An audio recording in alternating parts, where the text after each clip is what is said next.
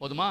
எப்படி இருக்கணும்? கடவுளுடைய திருவுளம் கடவுளுக்கு ஏற்றதாய் கடவுளுடைய செயல்களை இந்த உலகத்திற்கு வெளிப்படுத்துவதாய் இருக்க வேண்டும். அப்படித்தானே?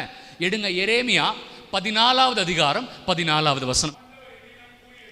ஆண்டவர் என்னிடம் கூறியது, என் பெயரால் இறைவாக்கினர்கள் பொய்யை உரைக்கிறார்கள். அம்மா கவனிச்சிங்களா? எப்படி தெரியுமா பேசுறாங்க இப்பெல்லாம் சில பேர்? இன்று ஆண்டவர் என்னோடு என்ன பேசினார் என்றால், எப்படி? இன்று ஆண்டவர் என்னோடு என்ன பேசினார்? இறை வார்த்தை பேசியதுன்னு சொல்லிட்டு போயிடுங்க பிரியமானவர்களே.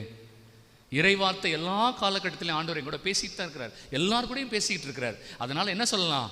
இறை வசனம் என்ன சொல்கிறது, இறை வார்த்தை என்ன சொல்கிறது அப்படின்னு சொல்லுங்க.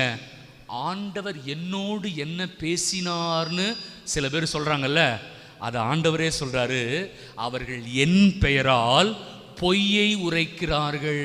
கவனிச்சிங்களா அந்த வார்த்தையை? கவனிச்சிங்களா? அம்மா இன்னும் நல்ல இன்ட்ரெஸ்டிங்கான விஷயம் இருக்கு, வாசிங்க ஐயா. நான் அவர்களை அனுப்பவே இல்லை. அவங்கள நான் அனுப்பவே, ஆனா அவங்க என்ன சொல்றாங்க? ஆண்டவர் என்னை அனுப்பினார்.